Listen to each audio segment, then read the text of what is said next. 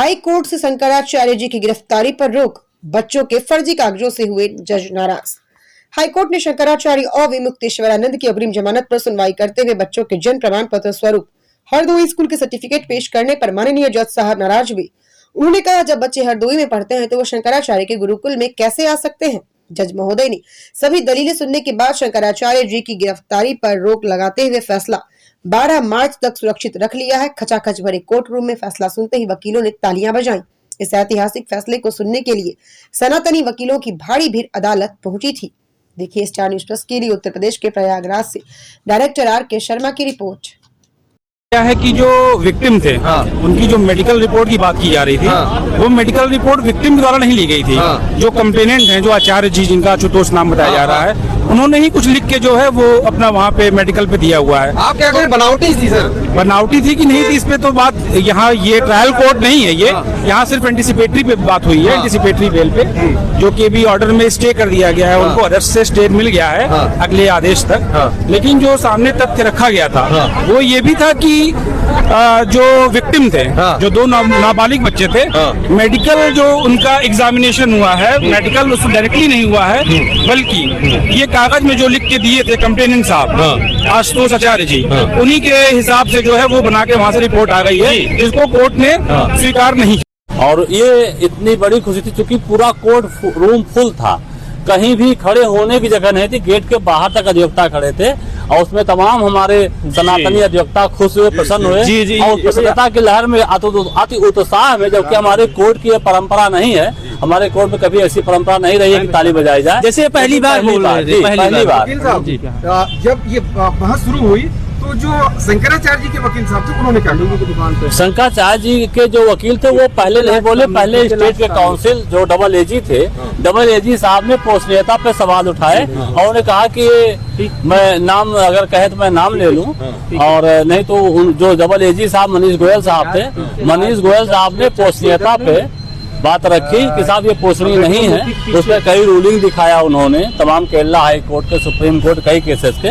लेकिन हमारे जो शंकराचार्य जी के अधिवक्ता थे दिलीप गुप्ता साहब ने पूरी बात को रखा और उन्होंने कई रूलिंग सुप्रीम कोर्ट की और कई स्टेट की दिखाई, लॉ भी दिखाया कि नहीं ये पोषणीय है, इसको सुना जा सकता है। ये टोटल स्टोरी जो है फैब्रिकेटेड है, ये टोटल स्टोरी फैब्रिकेटेड है। और जब फॉल्स फैब्रिकेटेड होती है तो उसमें तमाम त्रुटियां भूल जाते हैं। उन्होंने सबसे पहले ये दिखाया कि बच्चों की तरफ से बयान दिलाया कि मुझे स्वतः प्रेरणा हुई कि मैं जाके धार्मिक शिक्षा लूं। मैं घर से भाग के चला गया 2024 में और मैं एमपी के किसी विद्यालय का नाम लिया, वहां जाके मैंने एडमिशन ले लिया। उसके बाद ये बयान शुरुआत में लेके चले। बाद में इन्होंने जब उनको माइनर साबित करना हुआ तो माइनर साबित करने के लिए उनको बर्थ सर्टिफिकेट की आवश्यकता थी। तो जब बर्थ सर्टिफिकेट लेके आए तो वो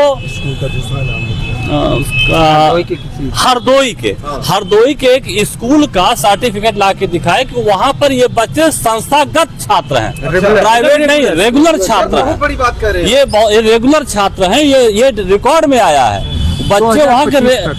बच्चे वहाँ रेगुलर छात्र हैं। और जब अच्छा अभी भी जो बयान दिया गया है कि बच्चे इस समय कहाँ हैं, तो बताया गया है कि ये पेरेंट्स के कस्टडी में है और उनका वो एग्जाम चल रहा है। बच्चे हरदोई में एग्जाम भी दे रहे हैं। अच्छा, हरदोई के ही कॉलेज के वो संस्थागत छात्र रहे हैं और हरदोई में बच्चों का एग्जाम दिया जा रहा है, ऐसा कोर्ट में विवेचना में, कोर्ट के बयान में आया हुआ है।